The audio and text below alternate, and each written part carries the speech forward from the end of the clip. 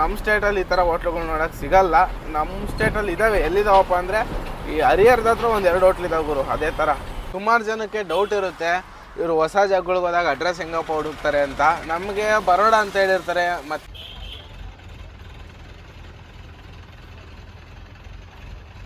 ನೋಡಿ, ಇದು by 1 get 1 free ಇತ್ತು. ಉಪ್ಪಿನಕಾಯಿ ತಗೊಂಡಿದ್ದಕ್ಕೆ ಇದು ಫ್ರೀ, ಇಲ್ಲ ಇದು ತಗೊಂಡ್ರೆ ಅದು ಫ್ರೀ, ಆ ಥರ. ಇನ್ನೊಂದೇನಪ್ಪ ಅಂದರೆ ಹೊರಗಡೆ ಫುಡ್ ತಿಂತೀವಲ್ಲ, ಅದೊಂದು ಸ್ವಲ್ಪ ಎಫೆಕ್ಟೇ. ಈ ಕಡೆ ಚಪಾತಿಗಳು ಸರಿಯಾಗಿ ಬೇಯಿಸಲ್ಲ. ನಮ್ಮ ಸೈಡು ತೆಳ್ಳಗಿದ್ದಂಗೆ ಇರಲ್ಲ, ಈ ಕಡೆ ದಪ್ಪ ಇರುತ್ತೆ.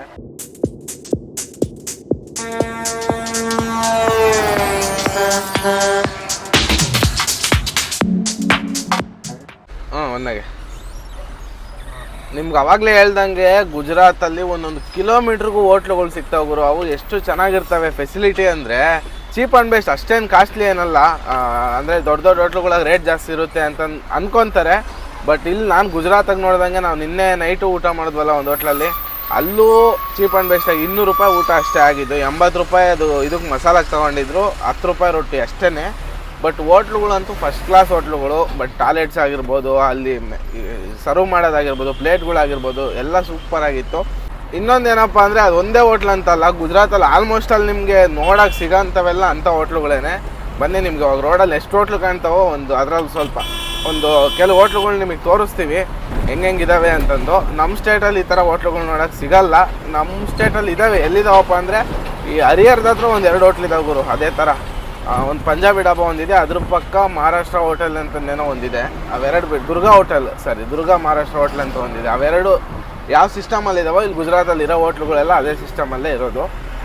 ಬನ್ನಿ ಹೋಗಿ ತೋರಿಸ್ತೀವಿ ನಿಮ್ಗೆ ಹೋಟ್ಲುಗಳು ಹೆಂಗಿದ್ದಾವೆ ಅಂತ. ನೋಡಿ, ಇಲ್ಲೇ ಇದೆ ನೋಡಿ, ಮಾತಾಡ್ತಾನೆ ಬಂದು ನೋಡಿ ಹೋಟೆಲ್ ಮಯೂರ ಪಾರ್ಕ್ ಹೆಂಗಿದೆ ನೋಡಿ.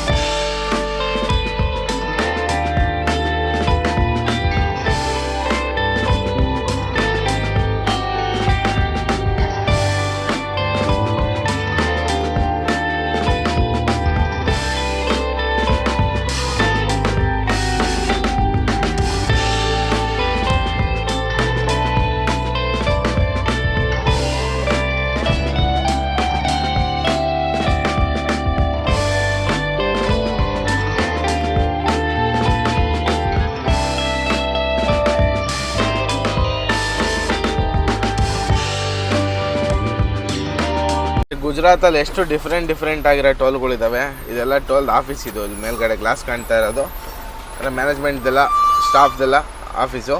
ಇಲ್ಲಿ ನೋಡಿ, ಟೋಲ್ ಸ್ವಲ್ಪ ಡಿಫ್ರೆಂಟ್ ಆಗಿಲ್ವ? ಇಲ್ಲಿ ನೋಡಿ, ಒಂದೊಂದೇ ಇದಕ್ಕೊಂದೊಂದು ಇದು ಮಾಡಿದ್ದಾರೆ.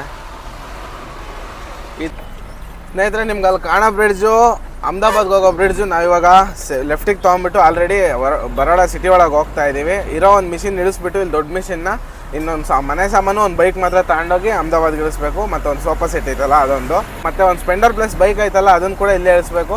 ಅವ್ರಿಗೂ ಪಾರ್ಟಿಗೆ ಫೋನ್ ಮಾಡಿದ್ದೆ, ಅವರು ಬರ್ತಾವ್ರಂತೆ. ಇಳಿಸ್ಕೊಂಡ್ಬಿಟ್ಟು ಹೋಗೋಣ. ಸುಮಾರು ಜನಕ್ಕೆ ಡೌಟ್ ಇರುತ್ತೆ, ಇವರು ಹೊಸ ಜಾಗಗಳಿಗೆ ಹೋದಾಗ ಅಡ್ರೆಸ್ ಹೆಂಗಪ್ಪ ಹುಡುಕ್ತಾರೆ ಅಂತ.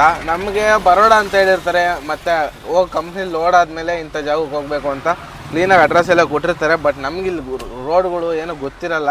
ಹಂಗಾಗಿ ನಾವು ಫಸ್ಟು ಪಾರ್ಟಿಗೆ ಫೋನ್ ಮಾಡ್ಕೊತೀವಿ. ಫೋನ್ ಮಾಡ್ಕೊಂಬಿಟ್ಟು ಒಂದು ಲೊಕೇಶನ್ ಹಾಕಿ ಅಂತ ರಿಕ್ವೆಸ್ಟ್ ಮಾಡ್ತೀವಿ.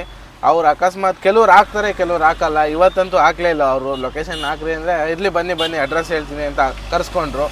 ಆ ಥರ ಹೇಳ್ತಾರೆ, ಅವರೇ ಅಡ್ರೆಸ್ ಹೇಳ್ತಾರೆ, ಹಿಂಗೆ ಬರಬೇಕು ಅಂತ. ಒಂಥರ ಚಿಕ್ಕ ಕಂಪ್ನಿಗಳು ಇಲ್ಲ ಪ್ರೈವೇಟ್ ಅಂಗಡಿಗಳಿಗೆ ಆ ಥರ ಆದರೆ ಕ್ಲೀನಾಗಿ ರೆಸ್ಪಾನ್ಸ್ ಮಾಡ್ತಾರೆ, ಹೇಳ್ತಾರೆ.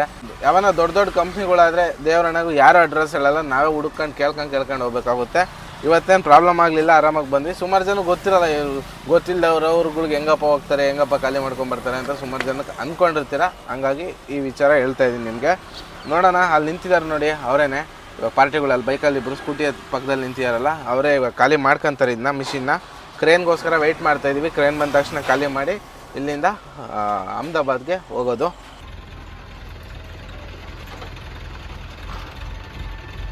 ನಮ್ಮ ಗಾಡಿದೊಂದು ಸ್ಪೆಂಡರ್ ಪ್ಲಸ್ ಬೈಕು ಇಲ್ಲೇ ಇಳಿಸ್ಬೇಕು ಅಂತ ಹೇಳಿದ್ವಲ್ಲ ಗಾಡೀಲಿ ಇದ್ದಿದ್ದು, ಅದನ್ನು ಕೂಡ ಕ್ರೇನಲ್ಲೇ ಎತ್ತಿ ಸೈಡ್ಗೆ ಇಡಿಸ್ತಾ ಇದ್ದೀವಿ. ಯಾಕಪ್ಪ ಅಂದರೆ ಅದನ್ನೇನೋ ನಾವೇ ಎತ್ತಿಡಬೇಕು ಅಂದರೆ ಪಲ್ಸರ್ ಬೈಕ್ನು ಇಳಿಸ್ಬೇಕಾಗುತ್ತೆ. ಅದಕ್ಕೋಸ್ಕರ ಪಲ್ಸರ್ ಅಲ್ಲೇ ಇರಲಿ ಅಂತ ಇದಕ್ಕೆ ಬೆಲ್ಟ್ ಹಾಕ್ಬಿಟ್ಟು ಎತ್ತಿಡ್ತಾ ಇದ್ದೀವಿ. ಅವ್ರಿಗೆ ಹೇಳಿದ ತಕ್ಷಣ ಪಾಪ ಅವ್ರು ಏನು ಅಲ್ಲೇ ಎಲ್ಲ ಬೆಲ್ಟ್ ಕೊಟ್ಟರು ಹಾಕಪ್ಪ ಅಂತ, ಅವರೇ ಹಾಕಿದ್ರು. ಜೊತೆಗೆ ನಾನು ಹೆಲ್ಪ್ ಮಾಡಿದೆ. ಬೆಲ್ಟ್ ಹಾಕ್ಬಿಟ್ಟು ಇವಾಗ ಕ್ಲೀನಾಗಿ ಕೆಳಗಡೆ ಎತ್ತಿ ಇಳಿಸ್ತಾ ಇದ್ದೀವಿ. ಇಳಿಸ್ಬಿಟ್ಟು ಇಲ್ಲೇ ತೊಗ್ಬೋದು. ಇದನ್ನ ಅವ್ರು ಇಲ್ಲಿಗೆ ಬಂದು ತಗೊಂಡೋಗ್ತಾರೆ ಸ್ಪೆಂಡರ್ ಪ್ಲಸ್ನ. ಪಲ್ಸರ್ ಮಾತ್ರ ನಾವು ಇನ್ನು ಮುಂದೆ ಹೋಗಿ ಅಹಮದಾಬಾದಲ್ಲಿ ಖಾಲಿ ಮಾಡಬೇಕು.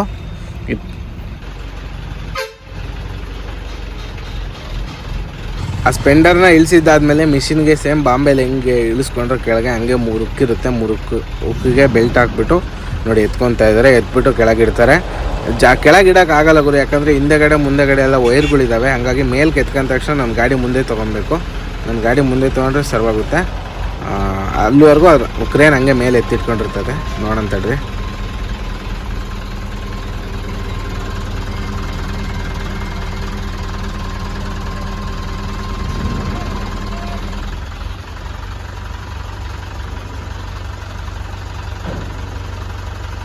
ನೋಡಿ ಮತ್ತೆ ನಾನು ಗಾಡಿ ಸ್ಟಾರ್ಟ್ ಮಾಡಿಬಿಟ್ಟು ಫುಲ್ಲು ಮುಂದೆ ತೊಗೊಂಡೆ. ಆವಾಗ ಅದನ್ನ ಡೌನ್ ಮಾಡಿ ಕೆಳಗಿಳಿಸ್ಕೊತಾರೆ. ಕೆಳಗಿಳಿಸ್ಕೊಂಬಿಟ್ಟು ಆಮೇಲೆ ಒಳಗಡೆ ಇಟ್ಕೊತಾರೆ.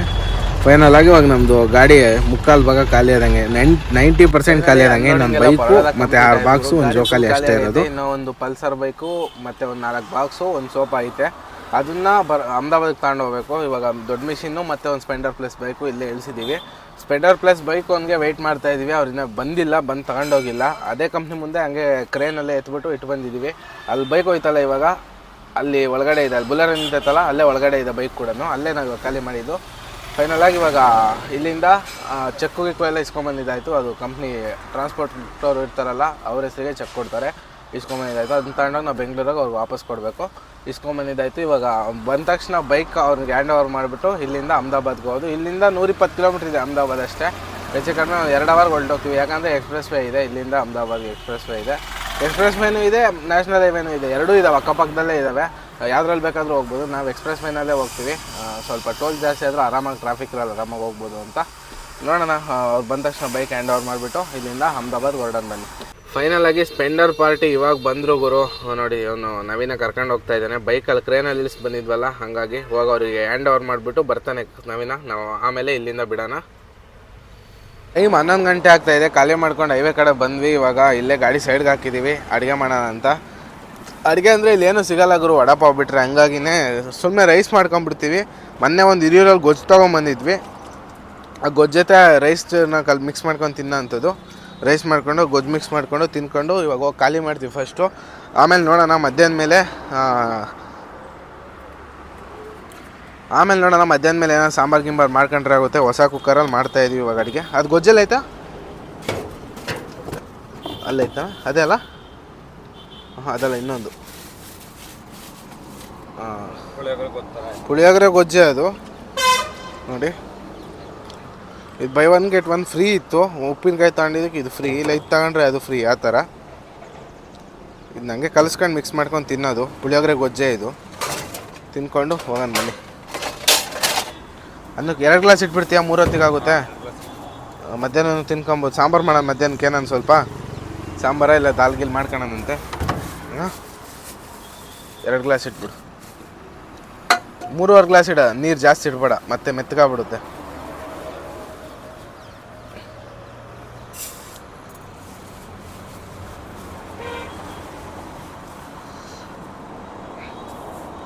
ಅನ್ನ ಆದರೆ ನಮ್ಮ ನವೀನೇ ಮಾಡಿಬಿಡ್ತಾನೆ, ಏನು ಪ್ರಾಬ್ಲಮ್ ಇಲ್ಲ. ಸಾಂಬಾರು ಗಿಂಬಾರೆಲ್ಲ ಮಾಡೋಕ್ಕೆ ಬರೋಲ್ಲ. ಸಾಂಬಾರು ನಾನೇ ಮಾಡೋದು. ಇನ್ನೂ 3 kg ಅಕ್ಕಿ ಇರಬೇಕಲ್ಲ ಇನ್ನೊಂದು ಕವರಿಗೆ. ಇಲ್ಲಿ ನಮ್ಮ ಕಡೆ ಅಕ್ಕಿ ಸ್ವಲ್ಪ ಸಿಗೋದು ಕಷ್ಟ. ಸಿಗ್ತವೆ ಬಟ್ ರೇಟ್ ಜಾಸ್ತಿ. ಮತ್ತು ಇನ್ನೊಂದು ನಮ್ಮ ಬುಲೆಟ್ ರೈಸ್ ಸಿಗೋಲ್ಲ. ಹಂಗಾಗಿ ಅಲ್ಲೇ ಬುಲೆಟ್ ರೈಸ್ ಒಂದು ಎಕ್ಸ್ಟ್ರಾ 3 kg ತೊಗೊಂಬಂದಿದ್ದೀವಿ ವಾಪಸ್ ಕರ್ನಾಟಕ ಹೋಗೋವರೆಗೂ ಆಗಲಿ ಅಂತ.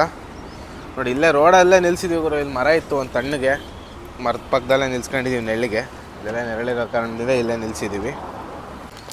ಸ್ನೇಹಿತರೆ ಅನ್ನಕ್ಕೆ ಇಟ್ಟಿದ್ದೀವಿ. ಸದ್ಯಕ್ಕೆ ಈ ಥರದ್ದು ಒಂದು ಬಾಕ್ಸ್ ತೊಗೊಂಬಂದಿದ್ವಿ. ನೋಡಿ ಈ ಥರ ಚಿಕ್ಕ ಚಿಕ್ಕ ಬಾಕ್ಸ್ಗಳೆಲ್ಲ ಇದ್ದಾವೆ. ಇದರಲ್ಲಿ 6 ಬಾಕ್ಸ್ ಇದ್ದಾವೆ. ಇದರಲ್ಲಿ ನಾವು ಮಸಾಲೆ ಐಟಮ್ ಎಲ್ಲ ಒಂದೊಂದು ಬಾಕ್ಸಲ್ಲಿ ಒಂದೊಂದು ಹಾಕಿಡೋಣ ಅಂತ ತೊಗೊಂಬಂದಿರೋದು. ಒಂದು ಇದರಲ್ಲಿ ಸಾಂಬಾರು ಪೌಡ್ರ್ ಹಾಕ್ತಾಯಿದ್ದೀವಿ, ಇದರಲ್ಲಿ ಗರಂ ಮಸಾಲ, ಇದು ಮಾಮೂಲಿ ಕೊತ್ತಂಬರಿ ಪೌಡ್ರು ಎಲ್ಲ, ಒಂದ್ರಾಗ ಪೆಪ್ಪರ್ ಪೌಡ್ರು, ಒಂದ್ರಾಗ ಉಪ್ಪು, ಒಂದ್ರಾಗ ಖಾರದ ಪುಡಿ ಎಲ್ಲ ಈ ಥರ ಹಾಕಿಟ್ಕೊಂಡ್ರೆ ನಮ್ಗೆ ಚೆನ್ನಾಗಿರುತ್ತೆ ಯೂಸ್ ಮಾಡೋಕ್ಕೆ. ಎಲ್ಲ ಕವರಾಗಿಡೋದು ಅಂದರೆ ಸುಮ್ಮನೆ ಹಿಂಸೆ. ಹಂಗಾಗಿ ಎಲ್ಲ ಹಾಕಿ ಇಡ್ತಾಯಿದ್ದೀವಿ. ನೋಡಿ ಫ್ರೆಂಡ್ಸ್, ಇದರಲ್ಲಿ ಖಾರದ ಪುಡಿ ಹಾಕಿದ್ದೀವಿ. ಇದರಲ್ಲಿ ಸಾಂಬಾರು ಪೌಡ್ರು, ಉಪ್ಪು, ಗರಂ ಮಸಾಲ, ಚಕ್ಕೆ, ಏಲಕ್ಕಿ, ಲವಂಗ ಮತ್ತು ಸಾಸಿವೆ, ಇದರಲ್ಲಿ ಕೊತ್ತಂಬರಿ ಪೌಡ್ರು ಇಷ್ಟು ಹಾಕಿ ರೆಡಿ ಮಾಡ್ಕೊಂಡು ಇಟ್ಕೊಂಡಿದ್ದೀವಿ ಬಾಕ್ಸ್ ಎಲ್ಲ. ಇನ್ನು ಸಾಸಿವೆಗೊಂದು, ಜೀರಿಗೆಗೊಂದು ಮತ್ತು ಚಿಕನ್ ಮಸಾಲೆಗೊಂದು, ಹಂಗೆ ಇನ್ನೊಂದು 3-4 ಐಟಮ್ ಇದ್ದಾವೆ. ಎಲ್ಲದಕ್ಕೂ ಇನ್ನೊಂದು ಈ ಥರ ಬಾಕ್ಸ್ಗಳು ತೊಗೊಂಡ್ಬಿಟ್ರೆ ಸರ್ವಾಗುತ್ತೆ. ಇನ್ನೊಂದು ಈ ಥರ ಸೆಟ್ ತೊಗೊಂಡ್ಬಿಡೋಣ. ನೆಕ್ಸ್ಟು ಹಿರಿಯೂರು ಕಡೆ ಹೋದಾಗ ತಗೋಣ. ಹಿರಿಯೂರಾಗಿ ಬಿಟ್ಟರೆ ಎಲ್ಲೂ ಸಿಗಲ್ಲ ಅನಿಸುತ್ತೆ. ಈಗ ಅನ್ನ ಕೂಡ ಆಯಿತು, ವಿಸಿಲ್ ಹೊಡಿತು. ಇವಾಗ ಇಲ್ಲಿಂದ ಊಟ ಮಾಡ್ಕೊಂಬಿಟ್ಟು ಬಿಡೋಣ. ಪುಳಿಯೋಗರೆ ಗೊಜ್ಜಾಗ ಒಳಗೆ ತಗ ಅನ್ನನ ತಿನ್ಕೊಂಡು ಬಿಡೋಣ ಒಂದೇ ಸರಿ. ಅದೇನೆ ಇದು ಪುಳಿಯೋಗರೆ ಗೊಜ್ಜು ಖಾಲಿ ಆದಮೇಲೆ ಇದು ಬಾಕ್ಸ್ ಯೂಸ್ ಆಗುತ್ತೆ. ಇನ್ನೊಂದು ಉಪ್ಪಿನಕಾಯ್ದಿದೆ, ಅದು ಯೂಸ್ ಆಗುತ್ತೆ. ನೋಡೋಣ, ಇನ್ನೊಂದು ಈ ಥರ ತೊಗೊಂಡ್ಬಿಟ್ರೆ ಸರ್ವಾಗುತ್ತೆ. ಫೈನಲಿ ಅನ್ನ ರೆಡಿ ಆಯಿತು. ಅನ್ನ ತಗೊಂಡು ತಟ್ಟೆಗೆ ಹಾಕ್ಕಂತ ಇದ್ದೀವಿ. ಇನ್ನೇನು ತಿನ್ಕೊಂಡು ಇಲ್ಲಿಂದ ಹೋಗಬೇಕು. ಪುಳಿಯೋಗರೆ ಗೊಜ್ಜು ತಿನ್ನೋದು ಗುರು ಇದ್ರ ಜೊತೆ ಅಷ್ಟೇ. ಅದನ್ನು ತೋರಿಸ್ತೀನಿ ನಿಮಗೆ. ಟೇಸ್ಟ್ ಹೆಂಗೈತೆ ಅನ್ನೋದು ಗೊತ್ತಿಲ್ಲ. ನಾವು ಫಸ್ಟ್ ಟೈಮ್ ರೆಡಿ ಪುಳಿಯೋಗರೆ ತಿಂತಾ ಇರೋದು. ಪೌಡ್ರು ಗೊತ್ತಿಲ್ಲ. ಹೊಟ್ಟೆ ಅಂತೂ ಸಖತ್ ಹಸಿತೈತೆ. ಟೈಮು ಎಷ್ಟಾಯ್ತು ಗೊತ್ತಾವಾಗಲೇ 11:30 ಆಯ್ತು ಟೈಮು. ಬನ್ನಿ, ಪುಳಿಯೋಗರೆ ಗೊಜ್ಜಿಗೆ ಒಂದು ಸ್ಪೂನ್ ಇಡಬೇಕು. ಗಾಡಿಯಾಗ ಸ್ಪೂನ್ ಇಲ್ಲ. ಏನೋ ವ್ಯವಸ್ಥೆ ಮಾಡಬೇಕು ಇದಕ್ಕೆ. ಇವಾಗ ಏನೋ ಹೊಸ್ದಾಗಲ್ಲ ಅಡುಗೆ ಮಾಡ್ತಾ ಇರೋದು. ಏನು ಅಷ್ಟೊಂದು ದಿನ ಐಟಮ್ಗಳು ತಗೊಂಡಿಲ್ಲ. ಸ್ಪೂನ್ ಬೇಕು, ಇನ್ನೊಂದು ಏನೇನೋ ಬೇಕು. ಎಲ್ಲ ತಗೊಳೋದೈತೆ ಮುಂದೆ. ಒಂದೊಂದೇ ನೆನಪಾದಾಗ ತಗೊಬೇಕಷ್ಟೆ. ನೋಡಿ, ಸ್ಪೂನ್ ಇಲ್ದಿದ್ದಕ್ಕೆ ಚಾಕ್ದಲ್ಲೇ ಹಾಕ್ತಾಯಿದ್ದೀನಿ. ಇನ್ನೇನು ಮಾಡೋಕ್ಕಾಗಲ್ಲ. ತೊಳೆದಿಟ್ರೆ ಆಗುತ್ತೆ. ಇನ್ನು ಕ್ಲೀನಾಗಿ ಆಮೇಲೆ ತೊಳೆದಿಟ್ಬಿಟ್ಟು ಚಾಕ ವಾಶ್ ಮಾಡಿ ಅದ್ರಾಗೆ ಹಾಕ್ಕೊಂಡ್ವಿ. ನೋಡೋಣ ಟೇಸ್ಟ್ ಹೆಂಗೈತೆ ಅಂತ. ಹಿಂಗೆ ಇಟ್ಬಿಟ್ರೆ 2 ನಿಮಿಷಕ್ಕೆ ಆರ್ಬಿಡುತ್ತೆ. ಆರಾಮಾಗೆ ಊಟ ಮಾಡ್ಬೋದು. ಭಾಳ ಸುಡ್ತಾಯ್ತು ಇನ್ನು.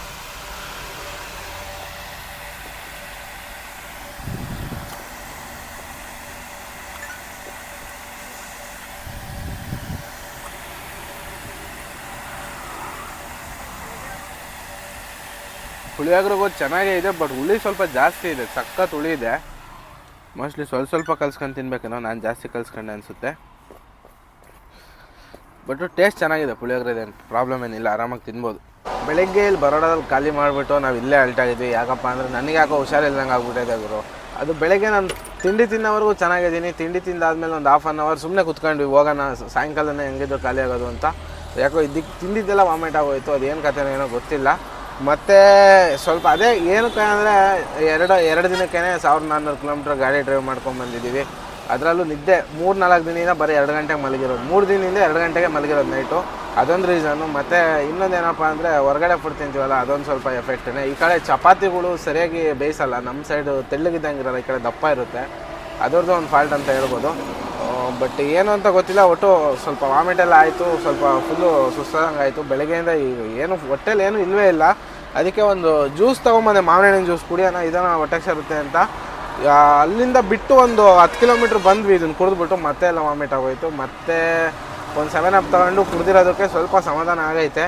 ಇವಾಗೇನು ಆ ಥರ ಏನೂ ಆಗ್ತಾಯಿಲ್ಲ. ಆರಾಮಾಗಿ ಇಲ್ಲಿಂದ ಹೊರಡೋಣ. ಇವಾಗ ಊಟನೂ ಮಾಡಿಲ್ಲ ಇನ್ನೂ. ಎಲ್ಲರೂ ಹೊರಗಡೆನೇ ಮಾಡ್ಕೊಂಡು ಹೋಗೋಣ. ಯಾಕಂದರೆ ಫುಲ್ಲು ಸುಸ್ತಾಗ್ಬಿಟ್ಟೈತೆ. ಅಡುಗೆ ಏನೂ ಮಾಡೋಂಗಿಲ್ಲ ನಾನು ಇವಾಗ. ಅದಕ್ಕೋಸ್ಕರ ನೋಡೋಣ. ಇವಾಗ ಇಲ್ಲಿಂದ ಡೈರೆಕ್ಟಾಗಿ ಅಹಮದಾಬಾದ್ಗೆ ಹೋಗಿ ಖಾಲಿ ಮಾಡಿಬಿಟ್ಟು ಆಲ್ರೆಡಿ ಟ್ರಾನ್ಸ್ಪೋರ್ಟರ್ ಹತ್ರ ಮಾತಾಡಿದೆ. ಅವರು ಬನ್ನಿ ಮಾಡಿಸ್ತೀನಿ ಬೆಳಗ್ಗೆ ಏನೋ ಅಂತ ಹೇಳಿದ್ದಾರೆ. ಇವಾಗ ಹೋಗಿ ನೈಟ್ ಖಾಲಿ ಮಾಡಿಕೊಂಡು ಸೀದಾ ಆಫೀಸ್ ಹತ್ರ ಹೋಗಿ ಆಲ್ಟ್ ಆಗೋಣ. ಆಫೀಸಿಂದ ದೊಡ್ಡ ಪಾರ್ಕಿಂಗ್ ಬೇರೆ ಇದೆ. ಅಲ್ಲೇ ಹೋಗಿ ಆಲ್ಟಾಗಿ ನೋಡೋಣ ಅಂತ ಬೆಳಗ್ಗೆ ಹೆಂಗಾಗುತ್ತೋ ಲೋಡ್ ಎಲ್ಲಿಗಾಗುತ್ತೋ ಅಲ್ಲಿಗೆ ಮಾಡ್ಕೊಂಡು ಹೋಗೋಣ. ಒಟ್ಟು ಸೌತ್ ಸೈಡೇ ಮಾಡೋದು. ಕೇರಳ ಇಲ್ಲ ತಮಿಳ್ನಾಡು ಇಲ್ಲ ಕರ್ನಾಟಕ. ಇನ್ನು ಎಲ್ಲಿಗೆ ಸಿಗುತ್ತೆ ಅಂತ ಗೊತ್ತಿಲ್ಲ. ನೋಡೋಣ ಬನ್ನಿ. ಅಹಮದಾಬಾದ್ಗೆ ಹೋಗೋಣ ಇಲ್ಲಿಂದ. ಇವಾಗ ಸ್ಟ್ರೈಟ್ ಹೋದ್ರೂ ಕೂಡ ನಾವು ಬರೋಡಾಗೆ ಅಹಮದಾಬಾದ್ಗೆ ಹೋಗ್ತೀವಿ. ಬಟ್ ನಾನು ಹಿಂಗೆ ಹೆಂಗಪ್ಪ ಬಂದೆ ಅಂದರೆ ರೋಡ್ ಸರಿ ಇಲ್ಲ, ಹುಷಾರಾಗಿ ಹೋಗ್ಬೇಕು. ಇದು ಎಕ್ಸ್ಪ್ರೆಸ್ ವೇ, ಅದು ನ್ಯಾಷನಲ್ ಹೈವೇ, ಅಷ್ಟೇ ಡಿಫ್ರೆನ್ಸು. ಎಕ್ಸ್ಪ್ರೆಸ್ ವೇನಲ್ಲಾದರೆ ನಾನ್ ಸ್ಟಾಪಾಗಿ ಹೊಡಿಬೋದು. ಅದು ಮಾಮೂಲಿ ಅದು ಹೈವೇನೇ, ಬಟ್ ನ್ಯಾಷನಲ್ ಹೈವೇ ಅಷ್ಟೇ ಅದು. ಇವಾಗ ಇಲ್ಲಿ ನಾವು ಇಷ್ಟೊತ್ತು ಹೆಂಗೆ ಬಂದ್ವೋ 6 ಲೈನಲ್ಲಿ ಅದೇ ಥರ ಇರುತ್ತೆ ರೋಡು. 6 ಲೈನ್ ಹೈವೇನೇ. ಪಕ್ಕದಲ್ಲಿ 4 ಲೈನ್ದು ಎಕ್ಸ್ಪ್ರೆಸ್ ವೇ ಇದೆ. ನಾವು ಎಕ್ಸ್ಪ್ರೆಸ್ ವೇನಲ್ಲಿ ಹೋಗೋಣ ಇವಾಗ. ಬಟ್ ಎಕ್ಸ್ಪ್ರೆಸ್ ವೇ ಎಂಟ್ರಿನೇ ಭಾಳ ಖತರ್ನಾಕ್ ಆಗೈತೆ. ನಾವು ಆ ಕಡೆ ಹೋಗಿದ್ರೆ ಚೆನ್ನಾಗಿತ್ತು. ಆ ಕಡೆ ರೋಡ್ ಚೆನ್ನಾಗೈತೆ ನೋಡಿ. ನಾವು ಮಿಸ್ ಆಗಿ ಈ ಕಡೆ ಬಂದ್ಬಿಟ್ವಿ. ನಾವು ಅದೇ ರೋಡ್ ಅಂತ ಹಂಗೆ ಹೋಗಿದ್ವಿ. ಬಟ್ ಆ್ಯಕ್ಚುಲಿ ಅದೆಲ್ಲ ರೋಡು ಈ ಕಡೆ ಇದೆ. ನಮ್ಗೆ ಸ್ವಲ್ಪ ಕನ್ಫ್ಯೂಸ್ ಆಗ್ಬಿಟ್ಟು ಸ್ಟ್ರೈಟ್ ಬರೋದು ಬಿಟ್ಟು ರೈಟ್ ಹೋದ್ವಿ. ಯಾರೋ ಬಸ್ಸವರೆಲ್ಲ ಹಿಂಗೆ ಗುರು, ಸ್ಲೀಪರ್ ಅವರು ದೇವರಣೆಗೂ ಭಯಂಕರ ಸ್ಟ್ರೈಟ್ ಅಲ್ಲ. ಹಿಂಗೆ ತೋರಿಸ್ತೈತೆ. ನಾನು ಸುಮಾರು ದಿನ ಆಗೋಯ್ತಲ್ಲ ಬಂದು, ಹಂಗಾಗಿ 2 ವರ್ಷ ಆಗಿತ್ತು ನಾನು ಈ ಕಡೆ ಬಂದು. ಬಟ್ ಹಂಗಾಗಿ ಸ್ವಲ್ಪ ಕನ್ಫ್ಯೂಸ್ ಆಯಿತು ನೋಡಿ. ಬ್ರಿಡ್ಜ್ ಹತ್ತಿ ಆ ಕಡೆ ಹೇಳಿದ್ರೆ ಎಕ್ಸ್ಪ್ರೆಸ್ ವೇ. ಇದು ಆಲ್ರೆಡಿ ಎಕ್ಸ್ಪ್ರೆಸ್ ವೇ ಇದೆ ಬ್ರಿಡ್ಜ್ ಇದು. ಈ ಎಕ್ಸ್ಪ್ರೆಸ್ ವೇ ಹೆಸರು ಬಂದು ಮಹಾತ್ಮ ಗಾಂಧಿ ಎಕ್ಸ್ಪ್ರೆಸ್ ವೇ ಅಂತ. ನೋಡಿ ಇಲ್ಲಿಂದ ಜೈಪುರು 749 ಕಿಲೋಮೀಟ್ರ್, ರಾಜಸ್ಥಾನ್ ಜೈಪುರು ಹಿಂಗೆ ಹೋಗೋದು ಅದಕ್ಕೂ. ಬಟ್ ನಮ್ಮ ಬೆಂಗಳೂರಿಂದ ಬಂದರೆ ಹಂಗೆ. ಇನ್ನು ಅಹಮದಾಬಾದ್ 91 ಕಿಲೋಮೀಟ್ರ್ ಇದೆ ನಮಗೆ. ಇವಾಗ ಯಾಕಂದರೆ ಸಾಯಂಕಾಲ ಹೋಗ್ತಾ ಇರೋದು, ಕತ್ಲಾಗ್ಬಿಟ್ರೆ ಅನ್ಲೋಡ್ ಮಾಡೋಕ್ಕೆ ಬೆಸ್ಟ್ ಆಗುತ್ತೆ. ಸ್ವಲ್ಪ ಸಿಟಿ ಒಳಗೆ ಹೋಗಬೇಕು, ಜಾಸ್ತಿ ಏನಿಲ್ಲ. ಈ ಸಿಟಿಯಿಂದ ಸ್ವಲ್ಪ ಒಂದು 2-3 ಕಿಲೋಮೀಟ್ರ್ ಒಳಗೆ ಹೋಗಬೇಕು, ಮತ್ತು ರಿಟರ್ನ್ ಬರಬೇಕು. 2 ಜಾಗನೂ ಹಂಗೆ ಇದ್ದಾವೆ. ನಾವೇ ಹೋಗಿ ಖಾಲಿ ಮಾಡ್ಬರ್ಬೇಕಂತ, ಅವ್ರು ಯಾರು ಬಂದು ತಗೊಂಡೋಗಲ್ವಂತೆ. ಹಂಗಾಗಿ ನೋಡೋಣ, ಹೋಗಿ ಖಾಲಿ ಮಾಡಿಕೊಂಡು ಒಂದೇ ಸರಿ ಆಫೀಸ್ ಹತ್ರ ಬಂದು ಆಲ್ಟಾಗೋಣಂತೆ. ಟೋಲ್ ಹತ್ರ ಬಂದ್ವಿ. ಎಕ್ಸ್ಪ್ರೆಸ್ ವೇನಲ್ಲಿ ಫಸ್ಟ್ ಟೋಲ್ ಸಿಗುತ್ತೆ. ಇಲ್ಲಿ ಬಂದಿದ್ದೀವಿ. ಇಲ್ಲೇ ಗಾಡಿ ನಿಲ್ಲಿಸಿ ಹೋಗಿ ಇಲ್ಲಿ ಟೀ ಅಂಗಡಿಗಳಿದ್ದಾವೆ. ಇಲ್ಲೊಂದು ಟೀ ಕುಡ್ಕೊಂಡ್ಬಂದ್ವಿ. ಟೀ ಕುಡ್ಕೊಂಡ್ಬಿಟ್ಟು ಹಂಗೆ ಗ್ಲಾಸ್ ಒರೆಸ್ಕೊಂಡು ಹೋಗೋಣ ಅಂತ, ಕತ್ಲಾಯ್ತಲ್ಲ ಹಂಗಾಗಿ ಗ್ಲಾಸ್ ಒರೆಸ್ಕೊಂಡ್ಬಿಟ್ಟು ಇಲ್ಲಿಂದ ಬಿಡ್ತೀವಿ. ಈ ಎಕ್ಸ್ಪ್ರೆಸ್ ವೇ ಬಗ್ಗೆ ಸ್ವಲ್ಪ ಹೇಳೋದಿದೆ, ಆಮೇಲೆ ಹೇಳ್ತೀನಿ. ಈಗ ಎಷ್ಟರ ಕನ್ಸ್ಟ್ರಕ್ಷನ್ ಆಯಿತು ಎಲ್ಲ ಹೇಳ್ತೀನಿ ನಿಮಗೆ. ಡ್ರೈವಿಂಗ್ ಮಾಡ್ತಾ ಮಾತಾಡೋಣ ಬನ್ನಿ.